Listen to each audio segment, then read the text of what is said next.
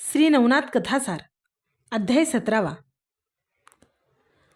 मैनावतीने कानिफाची भेट घेऊन गोपीचंदाला वाचवण्याची विनंती केली।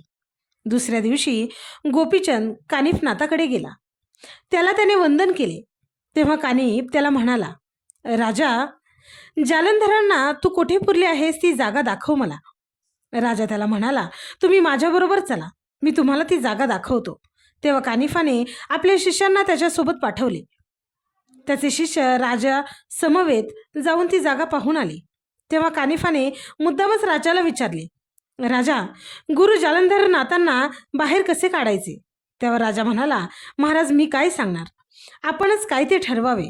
तेव्हा कानिफ म्हणाला, राजा, जालंधरांना बाहेर काढण्यापूर्वी तुझ्यासारखे दिसणारे सोने, रुपे, तांबे, पितळ व लोखंडाचे 5 पुतळे तयार करून घेऊन ये।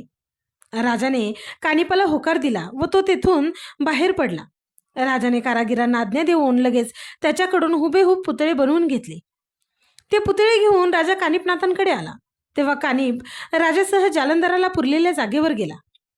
तेथे गेल्यावर कानिफ राजाला म्हणाला, चल, कुदळीने जमीन उकरायला खणायला सुरुवात कर, पण तत्पूर्वी सोन्याचा पुतळा त्या जागेच्या बरोबर वर ठेव आणि जालंधरांनी आतून विचारले तर स्वतःचे नाव सांग। राजाने कानिफाने सांगितल्याप्रमाणे केले। त्याने कुदळीचा पहिला घाव घालताच आतून जालंधरांनी चिडून विचारले, कोण खणतय? राजाने उत्तर दिले, मी गोपीचंद राजा खणतोय। हे उत्तर राजाने देताच तेथे ठेवलेल्या सोन्याचा पुतळा जळून राख झाला। राजा घाबरला, पण कानिफाने त्याला रुपयाचा पुतळा ठेवून परत खणायला सांगितले। तोही पुतळा जळून राख झाला। त्याप्रमाणे तांबे, पितळ व लोखंड यांचे पुतळे देखील जळून राख झाले। कानिफाने त्यानंतर राजाला जवळ बोलवले। त्याला सांगितले, आता जेव्हा तू कुदळीचा घाव घालशील तेव्हा कोण म्हणून विचारल्यावर तू उत्तर देऊ नकोस, तुझ्याऐवजी मी उत्तर देईन। 5 वेळा गोपीचंद राजाचे भस्म करण्याचा प्रयत्न केला तरी तो मेला कसा नाही याचे जालंधराला मोठे आश्चर्य वाटले। आपला शाप नेहमी खरा ठरतो असे असतानाही हा मेला नाही याचा अर्थ प्रत्यक्ष परमेश्वरच त्याचा पाठीराखा आहे। आता जर तो समोर असला तर तो चिरंजीव होईल। कानिफानेही चिरंजीव मंत्राचे भस्म राजाच्या कपाळाला लावून त्याला खणण्यास सांगितले। राजाने कुदळीचा परत घाव घातला। तेव्हा जालंधरने विचारले, अजून कोण कुदळ मारतोय? तेव्हा ठरल्याप्रमाणे राजाऐवजी कानिफाने उत्तर दिले, गुरुजी, तुमचा शिष्य कानिफ बोलतोय। मी गोपीचंद राजाला घेऊन आलोय। मला तुम्हाला भेटण्याची खूप आस लागली आहे, म्हणून मी राजाला जमीन उकरायला सांगितले आहे। कानिफाचे शब्द ऐकून जालंधरला खूप आनंद झाला। त्यालाही आपल्या शिष्याला भेटण्याची उत्कंठा होतीच, त्यामुळे त्याचा राग कुठच्या कुठे पळून गेला। तो शांत झाला आणि त्याने गोपीचंद राजा चिरंजीव हो असा आशीर्वाद दिला। राजाला आनंद झाला। त्याने लगेच सेवकांना बोलवले, त्यांना जमीन खणण्याची आज्ञा दिली। 11-12 वर्षात जमीन खूपच घट्ट झालेली होती। बऱ्याच वेळानंतर एका सेवकाचा घाव वज्रास्त्रावर पडला, त्यामुळे खणखण आवाज आला। तेव्हा जालंधरने सर्वांना खणायचे थांबायला सांगितले। त्याने आतूनच इंद्रास्त्राचा प्रयोग करून वज्रास्त्र मोकळे केले आणि आपण होऊन त्या विहिरीच्या बाहेर आला। जालंधर विहिरीबाहेर येताच कानिफ व जालंधर अतिशय प्रेमाने त्याला भेटले। जालंधरला गोपीचंदने जेव्हा साष्टांग नमस्कार घातला तेव्हा जालंधर त्याला म्हणाला, राजा, माझ्या शापाने तू कधीच मेला असतास, पण कानिफामुळे तू वाचला आहेस। आता सूर्यचंद्र असेपर्यंत तू अमर राहशील। जालंधराने कानिफनाथ, मैनावती व गोपीचंदाचे सांत्वन केले। तो पुढे राजाला म्हणाला, राजा, आता येथून पुढे कसे जगायचे आहे ते तूच ठरव। तुला हे नश्वर राज्य व भोग भोगायचे आहेत की वैराग्याचा मार्ग पत्करायचा आहे हे तुझे तू ठरव। हे राज्य आणि ही संपत्ती सुखाची वाटत असली तरी ती क्षणिक आहे। जे जे दिसते ते सगळे विनाशी आहे। तू आता अमर आहेस। दोन्ही मार्ग तुझ्यापुढे मोकळे आहेत। तुझा तू विचार करून योग्य मार्गाचा स्वीकार कर। गोपीचंदच्या मनात आले, माझे राजवैभव याच्यापुढे चोता आहे। जर वैराग्य पत्करले तर आयुष्यभराची चिंता कायमची मिटेल। म्हणून तो लगेच जालंधरनाथाला म्हणाला, महाराज, मला या नश्वर राज्यातील काही देखील नको। आपण मला आपल्यासारखे करावे। त्यावर जालंधरनाथ म्हणाले, लगेचच तू हे म्हणालास हे ठीक आहे, पण अजूनही नीट विचार कर. मला ठाम आश्वासन दे. तेव्हा राजा लगेच तत्परतेने म्हणाला, मी अगदी निर्धाराने हे सांगितले आहे. मी आपल्याला शरण आलो आहे. मला आपला म्हणावे, आपल्यासारखे करावे. गोपीचंदचा निर्धार ऐकून जालंधराने प्रेमाने आपला हात त्याच्या पाठीवरून फिरवला व शेवटी डोक्यावर ठेवला. त्याचे कौतुक केले. त्याने कृपादृष्टीने राजाचे संपूर्ण शरीर डोक्यापासून पायापर्यंत निहाळले. त्या दृष्टीने राजा पूर्ण रोमांचित झाला. त्यानंतर जालंधराने राजाच्या कानात मंत्रोच्चार केला. त्यावेळी हे जग कसे नाशवंत आहे हे राजाला समजले. शरीर व समोर जे जे दिसते ते सर्व मोहाची खाण आहे हे त्याला समजले. त्यामुळे त्याचा मोह माया पूर्णपणे नष्ट झाली. त्याचे मन नम्र झाले. त्यानंतर वडाचा चीक त्याच्या डोक्याला लावून जालंधरने त्याच्या केसांच्या जटा वळवल्या. त्याला कौपीन नेसवली. त्याच्या कानावर मुद्रा काढल्या. त्याला शैली कंता भस्माची झोळी दिली. नंतर शिंगी कुबडी फावडी भिक्षेची झोळी त्याच्या हातात दिली. आता त्याच्यात पूर्णपणे परिवर्तन झालेले दिसून येत होते. आता तो खरा नातपंथीय वाटत होता. त्यामुळे जालंधराने अत्यानंदाने नात म्हणून त्याचा हात प्रेमाने आपल्या हातात ठेवला. जालंधराने राजा गोपीचंदला दीक्षा दिली व त्याचे संपूर्ण रूपच बदलवल्याची माहिती राजश्रियांनी समजली. तेव्हा तेथे प्रचंड हाहाकार उडाला.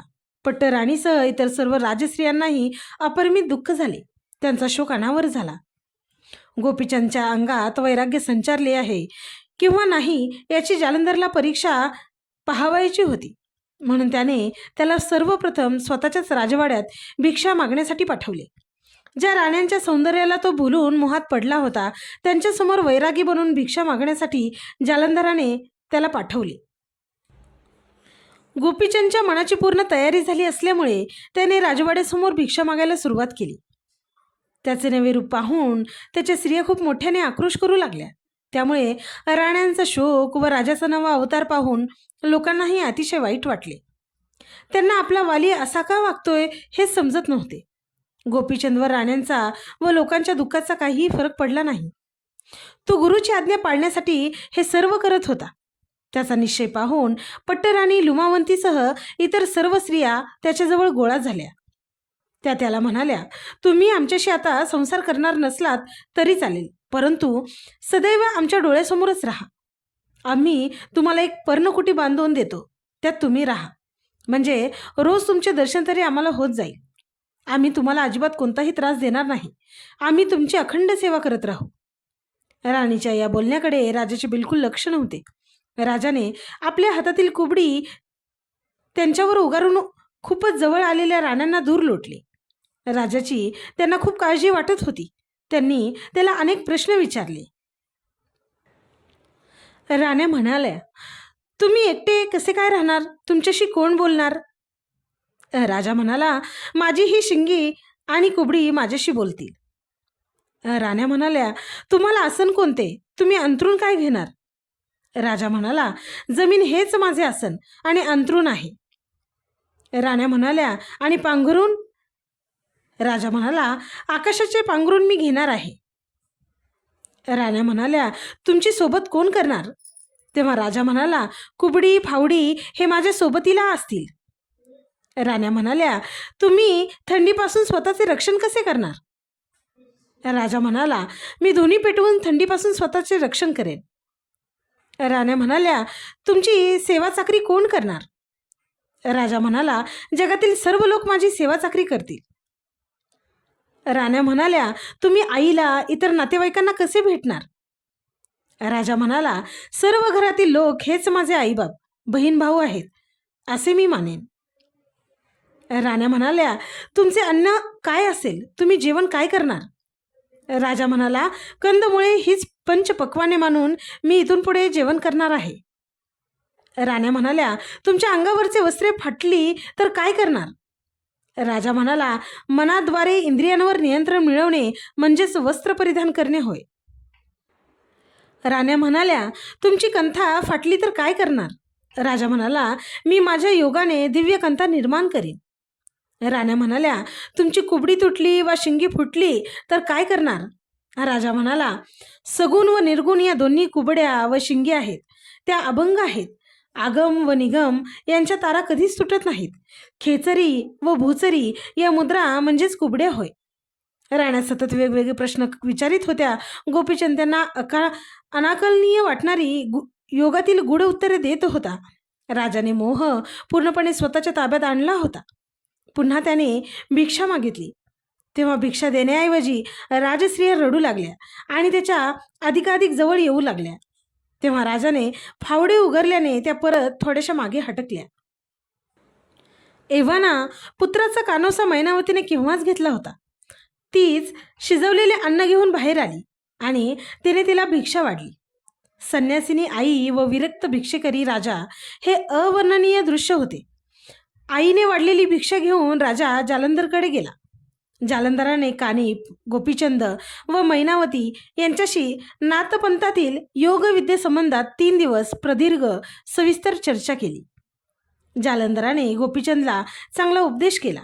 त्याला शेवटी जालंधराने सांगितले, राजा, हा देश आता तू सोड. बद्रिकाश्रमात जा. लोखंडाच्या काट्यांवर तेथे तू उभा राहून 12 वर्ष तप कर. राजाने जालंधराची ही आज्ञा देखील शिरसंवाद मांडली. तो राजवैभव सोडून बद्रिकाश्रमात जायला निघाला. या वार्तेने राज्यातील सर्व जनता खूप दुःखी झाली. त्यांना आपला राजा परत पाहायला मिळतो की नाही याची शाश्वती नसल्यामुळे सर्वजण हेलापट्ट्यांच्या सीमेवर राजाला सोडवण्यासाठी गेले. त्यामध्ये जालंधर, कानिफ, राजाचा प्रधानमंत्री, वेगवेगळे अधिकारी, लहान थोर सर्व नागरिक, सेवक आदी लोक होते. राजा गोपीचंद संन्यास घेऊन बद्रिकाश्रमात गेल्यानंतर मंत्र्यांनी लुमावंतीचा पुत्र मुक्तचंदला राज्य दिले. जालंधरने त्याला अभिषेक घातला. राजाच्या सर्व मंत्र्यांना व सरदारांना त्याने योग्यतेप्रमाणे वस्त्रे व भूषणे देऊन त्यांचा यथासांग गौरव केला. सर्व स्त्रियांना, मंत्र्यांना मुक्तचंदच्या आज्ञेत राहण्यास सांगितले. गोपीचंद प्रमाणेच मुक्तचंदाची व्यवस्थित काळजी घेण्यास त्याने मैनावतीला सांगितले. जालंधर, कानिफ व त्याचे सर्व शिष्य राज्याची घडी नीट बसवेपर्यंत तेथे राहिले. हा म्हणता 6 महिने पूर्ण झाले. फलश्रुती, या अध्यायाच्या नित्य पठनाने वा श्रवणाने योगसिद्धी प्राप्त होईल, दुष्टबुद्धी नष्ट होईल, सन्मार्ग प्राप्त होईल.